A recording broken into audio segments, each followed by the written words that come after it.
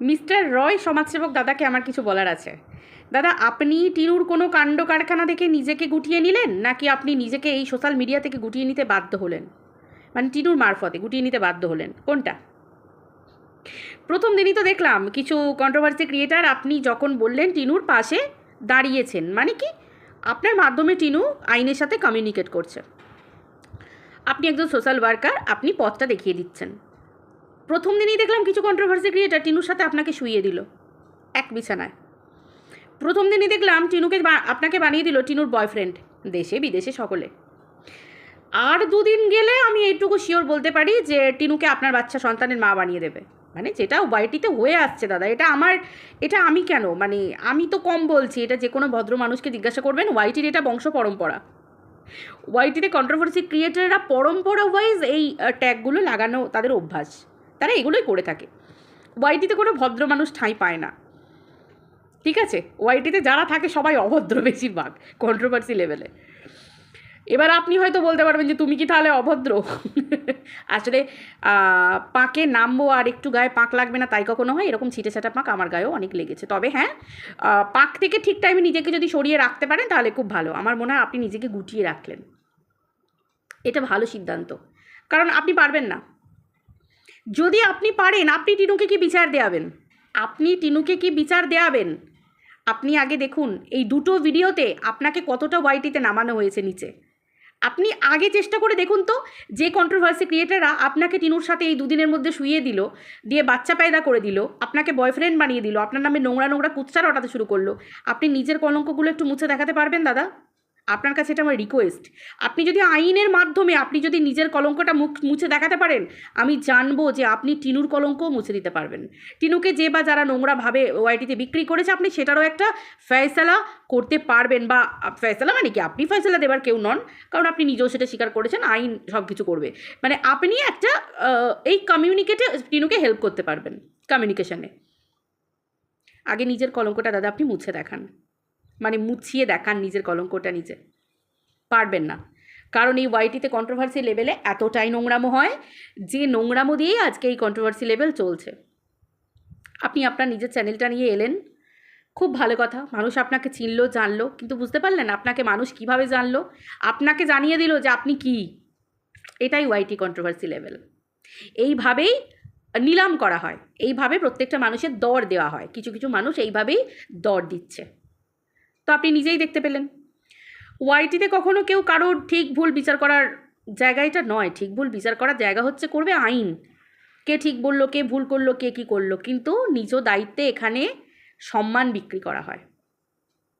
আপনার চরিত্র বিক্রি করবে অন্য একজন, আপনি বিকৃত হবেন। আপনি যদি গর্জন করেন তর্জন করেন, আপনাকে আরও নিচে নামিয়ে দেওয়া হবে।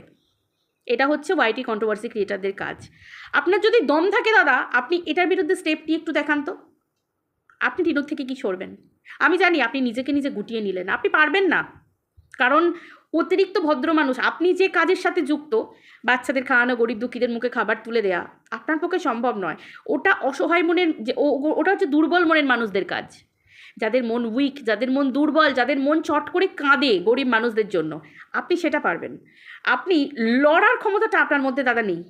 আর আপনি কি টিনুর এই বিপদের দিনে আপনি ওকে কি বিচার পাইয়ে দেবেন বলুন? আপনার নিজের বিচারটা আপনাকে কে পাওয়ায়? আপনার এখন এমন অবস্থা। আমি কথাগুলো ধ্রুব সত্যি কথা।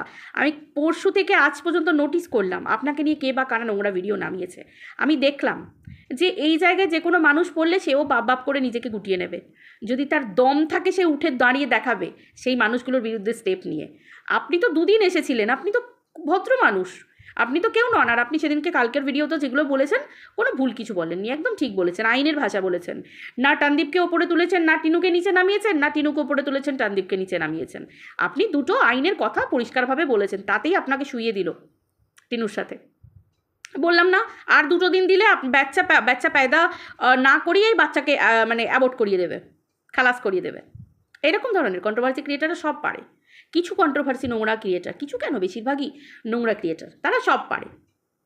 বুঝতে পারছেন? যদি কিছু করতে হয় আইনের সাথে কমিউনিকেট করে, যদি কিছু করতে হয় আপনি নিজেকে প্রমাণ করুন। নিজের বিরুদ্ধে যে ঘটনাগুলো ঘটলো, আপনার বিরুদ্ধে যে বা যারা নোংরা ভিডিও করলো, টিনুর বিচার আপনাকে পাইয়ে দিতে হবে না, হবে না। টিনু বুদ্ধিমতী মেয়ে, আর সবথেকে বড় কথা, কোনো মেয়ে যদি ঠিক করে নেয় যে তার উপর অন্যায় হয়েছে, সে সেটার প্রতিবাদ করবে, একজন পারবে না, দুজন পারবে না, তিনজন পারবে না, ঠিক জায়গায় গিয়ে হাত দেবে। একটা না একটা সুরাহা তো মিলবেই। চেষ্টা থাকলে মানুষ সব কিছু পারে করে দেখাতে, তাই না? আমি সবসময় বলি পরকীয়াকে সাপোর্ট করি না, পরকীয়া খারাপ, কিন্তু পরকীয়া করার পরে যখন একটা মেয়ে পরকীয়া করে, মানে এই নয় যে একটা মেয়ের চরিত্র নষ্ট হয়ে গেল, কখনোই না। কারণ আমি মনে করি পরকীয়া কিছু মানুষ করে স্বভাবে, কিছু মানুষ করে অভাবে। আমি বারবার একই কথা ভিডিওতে বলেছি যে টিনু কিসের জন্য পরকীয়াটা করেছে সেটা আগে জানতে হবে। টিনু কি সুখী ছিল না সংসারে? সেগুলো অবশ্যই টিনু জানে, সেগুলোর উত্তর টিনু জানে। একটা মেয়ের বেঁচে থাকার রাইট আছে।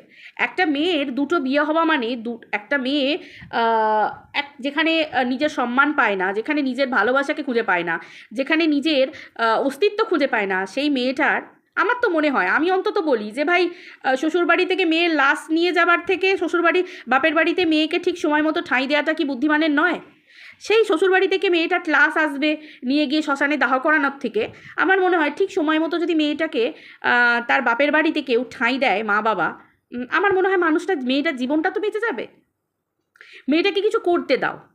আমি মনে করি মেয়েদের যৌতুক দেওয়ার থেকে না, এই যে স্ত্রীধন, খাট বিছানা আলমারি দেওয়ার থেকে না, বাবা মাকে একটা কথা বলবো, মেয়ের নামে একটা ঘর লিখে রাখো। অ্যাটলিস্ট একটা মেয়ের নামে একটা ঘর লিখে রাখো, না হলে একটা মেয়েকে স্বাবলম্বী আগে করো, তারপর মেয়েটার বিয়ে দাও। অ্যাটলিস্ট সে যেন কোনো জায়গা থেকে বিতাড়িত হয়ে এসে নিজের একটা সেল্টার খুঁজে পায়, সে যেন মানে নাকানি চোবানি না খায় যে আমার ভাইয়ের বউ আমাকে বাড়ি তুলবে, আমার দাদা বৌদি আমাকে বাড়িতে তুলবে, আমার অসহায় বাবা মা আমাকে বাড়িতে তুলবে, ঠাঁই দেবে, সেটা যেন সে একাকত্ব বোধটা যেন ফিল না করে। অ্যাটলিস্ট এসে চাল ডাল ফুটিয়ে ভাত সিদ্ধ করে তো খেতে পারবে। প্রত্যেক মানুষের বাঁচার রাইট আছে, আমি মনে করি। আমি জানি না টিনু টানদীপের মধ্যে কী হয়েছে, আমার বলারও দরকার নেই। টানদীপের নামে বাড়িয়ে বা টিনুর নামে কিছু কমিয়ে বাড়িয়ে বলার আমার কোনো লাভ নেই। দুটো মানুষ আলাদা, আমার কেউই নয়। সোশ্যাল মিডিয়ায় দেখতে পাই, সমালোচনা করতে বসি। এই যে বাচ্চা, আমি আজকে একটা ভিডিও দেখলাম, বাচ্চাটার নাম নিতু, তোমরা জেনে থাকবে, চ্যানেলটার নামও আমি ভুলে গেলাম। আমি মাঝে মাঝে ওদের ভিডিও দেখতাম। ছোট্ট একটা পুচকে বাচ্চা, 5 বছরও বয়স হয়নি বাচ্চাটার হার্টের অপারেশন হয়েছে। বাচ্চাটার মা বাবার কিছু ভুল ডিসিশন ছিল। 5 বছরের আগে আমি মনে করি বাচ্চাটাকে অপারেশন করালো, ব্যাঙ্গালোরে একটা হসপিটাল থেকে, নারায়ণা হসপিটাল থেকে বাচ্চাটার অপারেশন করালো। অপারেশন করানোর পর বাচ্চাটা খুব খারাপ অবস্থায় চলে গেল। খারাপ অবস্থায় চলে যাওয়ার পরে বাচ্চাটা আজকে আমাদের ছেড়ে চলে গেছে। মা বাবার কোল আজকে শূন্য বাচ্চাটার। মা বাবা বাচ্চাটাকে ভালো করাতে নিয়ে গেছিলো অবশ্যই, কিন্তু এই যে হঠকারী সিদ্ধান্ত, বাচ্চাটার বাবা মাকে দেখে মনে আমার হলো না যে খুব মানে সেরকম ফ্যামিলি থেকে বিলং করে যে বিভৎস চিন্তা ভাবনা করে আশপাশ থেকে প্রচুর মানুষের সাথে সাজেশন নিয়ে তারপর কাজ করেছে। তো হঠকারী সিদ্ধান্ত। একটা বাচ্চা হার্টের কোনো প্রবলেম হলে 5 বছর অ্যাটলিস্ট বাচ্চাটাকে ওয়েট করতে হয়, বাচ্চাটাকে সময় দিতে হয়, 5টা বছর বয়স পর্যন্ত। হার্টের প্রবলেম বাচ্চাদের অনেক থাকে, কিন্তু মেডিসিনের মাধ্যমে 5 বছর বয়স পর্যন্ত বাচ্চাটাকে একটু সময় দেওয়াতে হয়। 5 বছর বয়স মানে বাচ্চাটার একটা শরীরের স্থিতিশীল অবস্থা আছে। একটা বাচ্চা একটা অপারেশনের ধকল নিতে পারে, একটা বাচ্চা শরীর পারমিট করে অনেক কিছুর জন্য। এই যে বাচ্চাটাকে অপারেশন করানো হলো, একটা ছোট্ট শিশু, সেই শিশুটা আজকে বাবা মায়ের কোল থেকে চলে গেল সারা জীবনের মতো। হঠকারী সিদ্ধান্ত। আর আজকে এই একটা ছোট্ট বাচ্চা টিনু আর টানদীপের, কত মানুষ এই বাচ্চাটাকে নিয়ে খেলা খেলে যাচ্ছে, যে যার মতো করে, যে যার স্বার্থে। আমাকে কন্ট্রোভার্সি লেভেলে ওপরে উঠতে হবে, আমার চ্যানেল গ্রো করতে হবে, আমার প্রচুর পয়সার দরকার, প্রত্যেকটা ভিডিওতে ভিউজ কামাতে হবে। টিনুর নামে দুটো নোংরা আরও বাড়িয়ে বললে আমার চ্যানেলে লোকে দেখতে আসবে। আমি যদি টানদীপের হয়ে এই সময় লড়ি তাহলে আমার চ্যানেলে ভিউজটা বাড়বে। আমি বুঝবো না যে টিনু একটা মেয়ে, একটা মেয়েরও দরকার পাশে থাকার। ভুল দুবয়ের মধ্যে হতে পারে, না থাক, দুটো মানুষকে মিলিয়ে দিই, ছোট্ট সন্তানটা তো আছে, আমি সন্তানটার ভালো চাই, এই কথা বলে ভিডিও করব, ভিউজ কামাবো, প্রচুর টাকা ইনকাম করে নেবো। আরে ভাই, বাচ্চাটা তো পরের বাচ্চা, ছাড়ো না। আর টিনু টানদীপ হয়তো নাটক করছে, আমরাও এই সময় হাত ধুয়ে নিই বেয়াতি গঙ্গা মে, অনেকের এরকম বিশ্বাস। টিনুর গায়ে হাত তুলছে টানদীপ, আরে ভাই যত বলবো তত লোকে দেখতে আসবে, এরকম লোকে তো প্রচুর আছে, ভিউজ হবে। আমরা কেউ ভাবি না যে একটা ছোট্ট বাচ্চা এর মধ্যে পেশা যাচ্ছে, পেশা হচ্ছে একটা বাচ্চা। আমি কেন উদাহরণটা দিলাম তার কারণ হচ্ছে, আমি বলতাম না এই কথাগুলো, আমি চট করে আমার ভিডিওতে বলি না। কেন কম্পেয়ার করলাম আমি কথাটা, একটা বাচ্চা শৈশবটা কিভাবে নষ্ট হচ্ছে। ওখানে একটা বাচ্চার জীবন নষ্ট হয়ে গেল হঠকারী সিদ্ধান্তের জন্য, আর এখানেও এই হঠকারী সিদ্ধান্তের জন্য, নিজেদের ইগোর জন্য একটা বাচ্চার শৈশব নষ্ট হয়ে যাচ্ছে। কেউ বুঝতে পারছে না, কেউ বুঝেও বুঝছে না। পরিবারে নিজের বাবা মা তারা যদি না বুঝে, তারা যদি বুঝেও না বোঝে, আর কিছু বলার নেই আমার এখানে। বাবা মাকে জীবনে সন্তানের জন্য অনেকটা স্যাক্রিফাইস করতে হয়, বাট আমি দেখলাম না কোনো স্যাক্রিফাইস এখানে। আমি দেখছি শুধু এখানে চলছে লড়াই, কে কিভাবে চ্যানেল গ্রো করতে পারে, কে কীভাবে লাখ লাখ কোটি কোটি টাকা ইনকাম করতে পারে।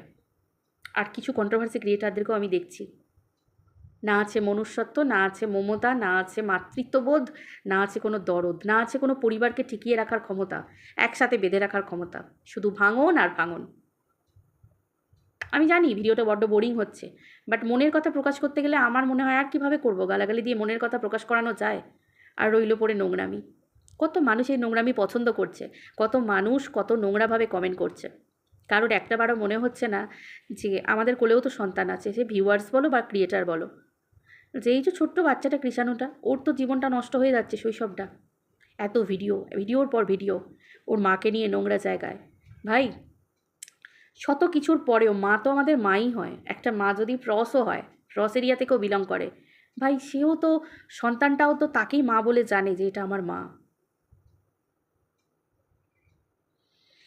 কি বলবো, আর কিছু বলার নেই। শুধু ভাবি, দেখি আর ভাবি যে ভগবান এখনও চুপ করে আছে। যারা এই অন্যায় অবিচারগুলো করছে, ভগবান এখনও চুপ করে আছে। কি করে ভগবান এটাকে থামাবে? শেষ তো এর কোথাও হবে। কার কি হারাবে, কে কি হারাবে, কে কি কীভাবে চোখের জল ফেলবে আমি জানি না। তবে এইটুকুই বলবো, লস তো হবেই অনেকের। চলো, সবাই ভালো থেকো।